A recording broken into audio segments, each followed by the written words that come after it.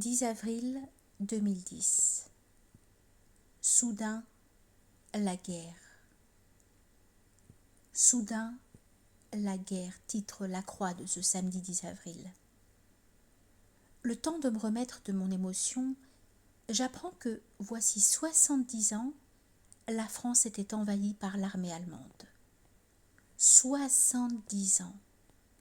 À hauteur de mémoire, c'était hier. Preuve, s'il en était besoin, que le temps humain n'est qu'une disposition particulière de l'esprit.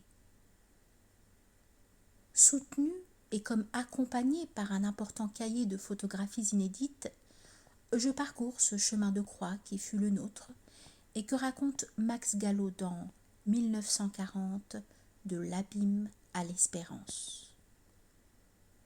Puis très vite je me détourne de ces documents d'archives. Rien de tel que ma propre mémoire pour retrouver, fût-ce de manière très partielle et même partiale, ce que je vécus à travers mes parents, comme la honte majeure de notre histoire. La guerre, qui oserait affirmer qu'elle nous surprit ? Chez mon père, il en était question tous les soirs, à l'heure des nouvelles, comme on disait alors, depuis l'automne 38. Cette année-là, je venais d'avoir 7 ans, soi-disant l'âge de raison. M'a-t-on assez bassiné avec cette raison dont je ne comprenais pas la raison, sauf que je devais être raisonnable en toutes circonstances, et en particulier en cette époque troublée où les pires malheurs risquaient de s'abattre sur la France. Et d'autant plus, ajoutait mon père, qui s'était accoudé au buffet de la salle à manger, position qui lui conférait une belle dignité de tribun. Et d'autant plus, reprenait-il, que nos armées, il avait une façon martiale de prononcer ce dernier mot, sont commandées par le général Gamelin. Pardon, s'excusait-il, je voulais dire par une gamelle de premier ordre.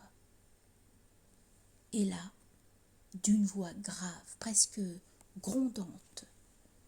Dans ces cas-là, Marthe, sa nouvelle épouse, l'appelait Jupiter Tonance, ce qui le ravissait.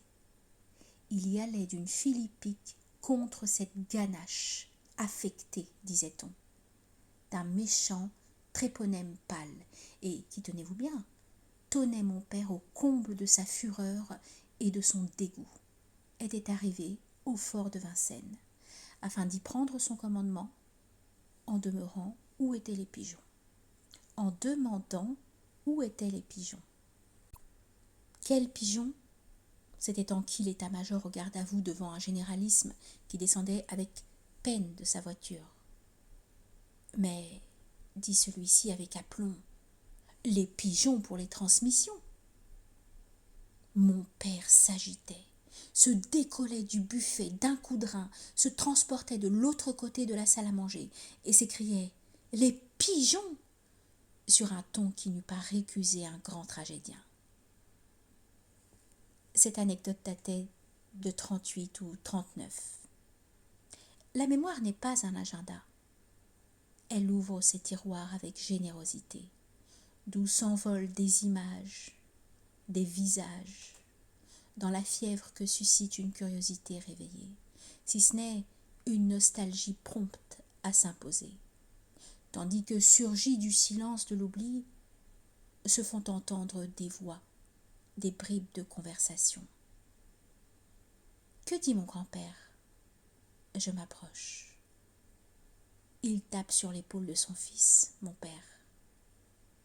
La guerre, je l'ai faite. C'est ton tour à présent. Il hoche la tête plusieurs fois d'un air grave. Sa guerre, nous la connaissons par cœur. Domine surtout ses évasions d'une forteresse en Silésie pour rejoindre coûte que coûte Petite Mère.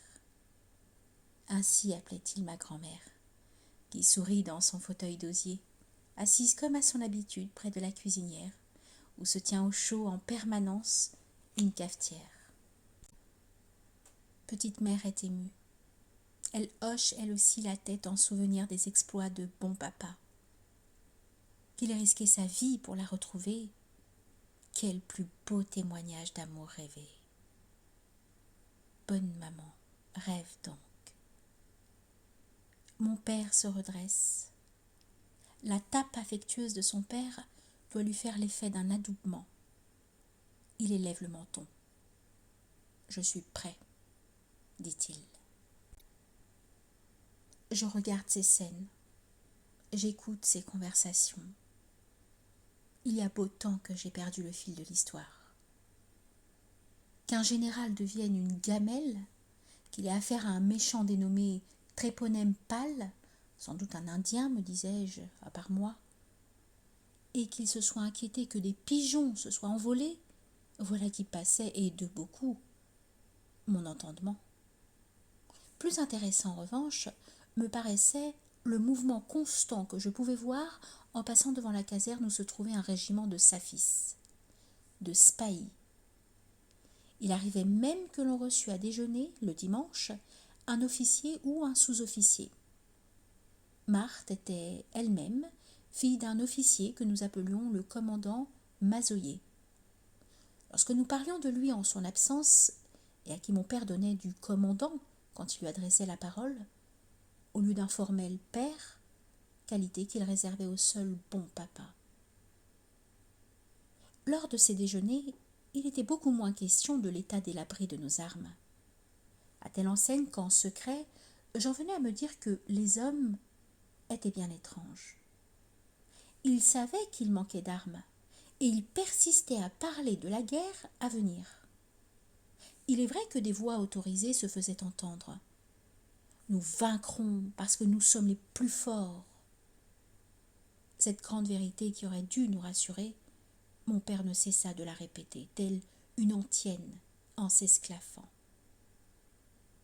J'étais beaucoup trop jeune pour entendre derrière ce rire forcé la sombre voix du désespoir. Et que penser de cette autre calembredaine ? La route du fer est coupée. Elle avait fait les beaux soirs où Jupiter Tonance refaisait l'histoire et le monde à la lueur de ses colères. Autant d'instants infimes qui, mis bout à bout par une mémoire infidèle, créent un climat à défaut d'une histoire, et des histoires à défaut d'une durée. Vint le jour où mon père dut faire une période. Quel calme soudain à la maison. Plus question de gamelle, ni de saladier, alias daladier, qui nous conduisent à la catastrophe, nous assurait mon père, avant d'ajouter « c'est réglé comme du papier à musique ». Expression qu'il devait à Marthe, qui était professeure de violon et fine concertiste, avant de se marier avec mon père. Au beau milieu de cette période, il revint à la maison, plus remonté que jamais. C'était le foutoir, c'était le bordel. Il n'avait pas de mots assez rudes pour définir le désordre qui régnait à l'armée.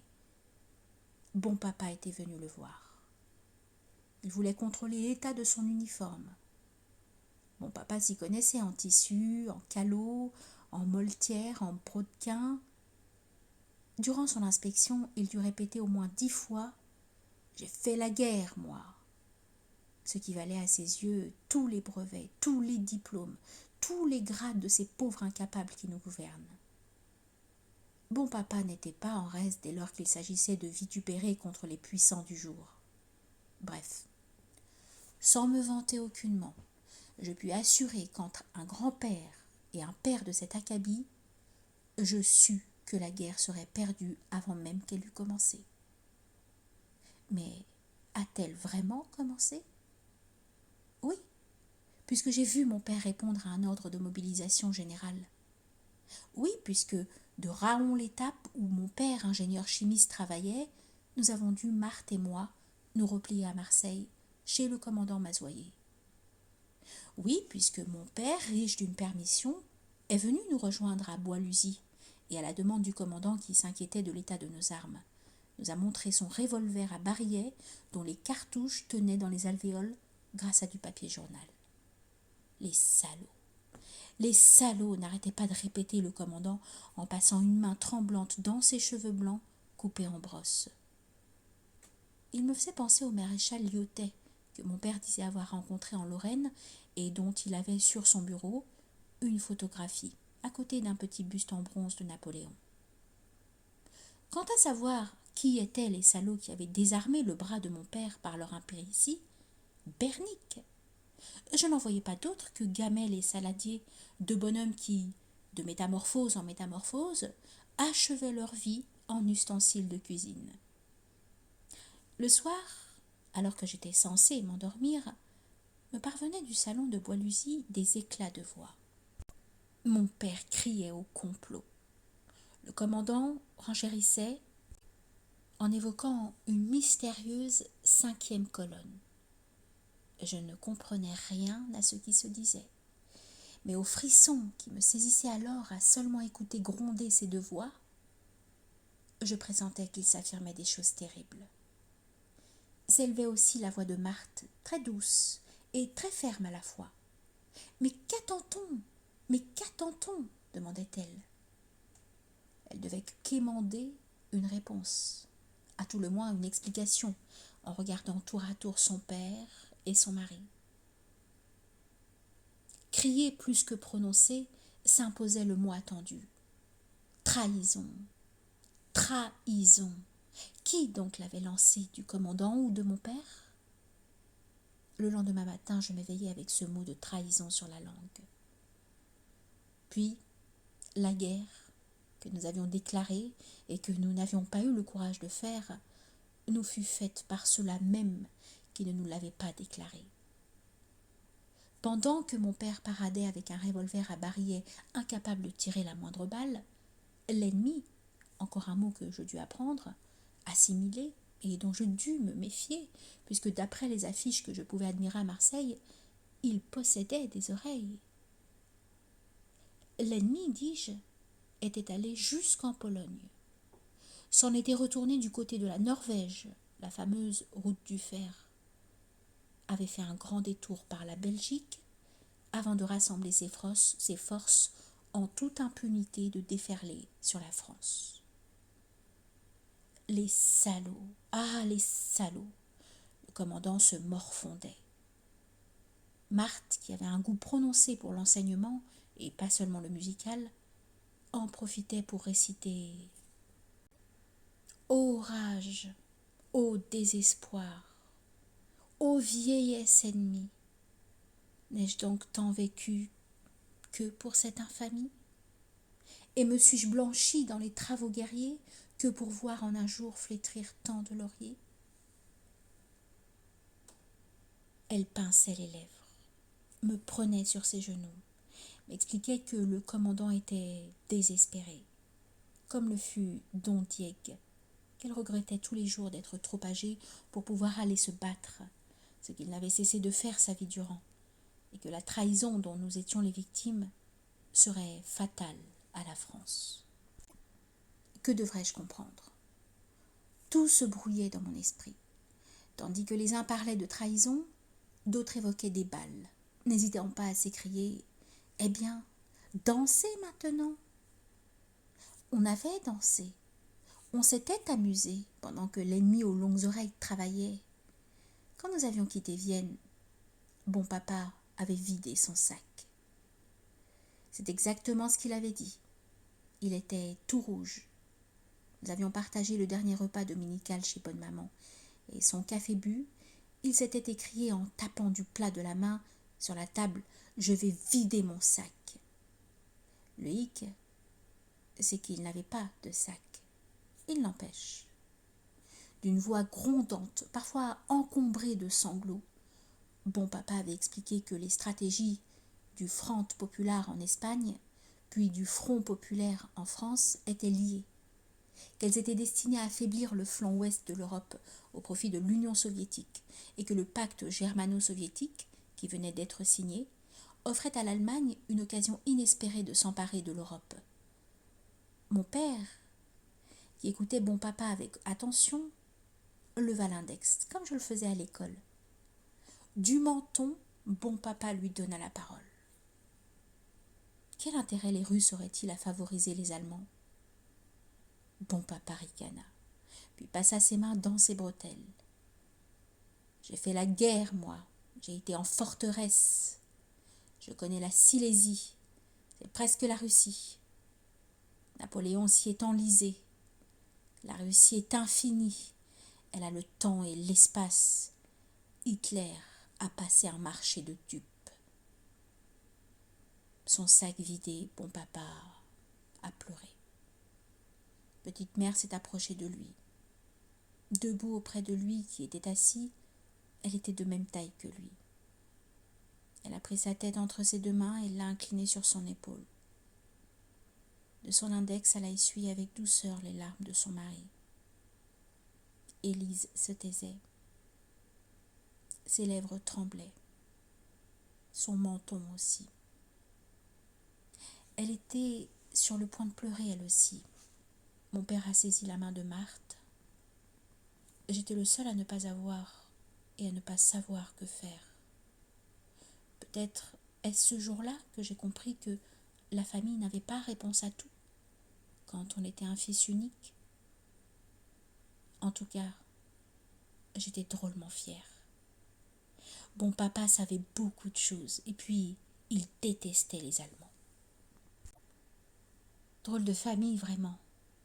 Un grand-père qui ressassait ses évasions répétées et ratées et qui, dès qu'il était repris par la police militaire allemande, envoyait à petite mère des lettres ornées de pensées qu'il dessinait et colorait à l'aquarelle. Une bonne maman qui tremblait 20 ans après à évoquer seulement ces Prussiens qui, de la pointe de leur sabre, s'assuraient qu'il n'y avait personne derrière un grand rideau, alors qu'elle se tenait dans ce réduit avec ses 3 enfants, et qu'à chaque coup, les sabres passaient entre eux sans les toucher. Un père qui racontait volontiers que, dès l'âge de 13 ans, il se déplaçait dans les égouts de Roubaix, en tirant derrière lui des sacs de pommes de terre. Une tante qui avait passé 4 années, de 1914 à 1918, à sa fenêtre, à compter les trains qui entraient en gare de Roubaix et qui en sortaient.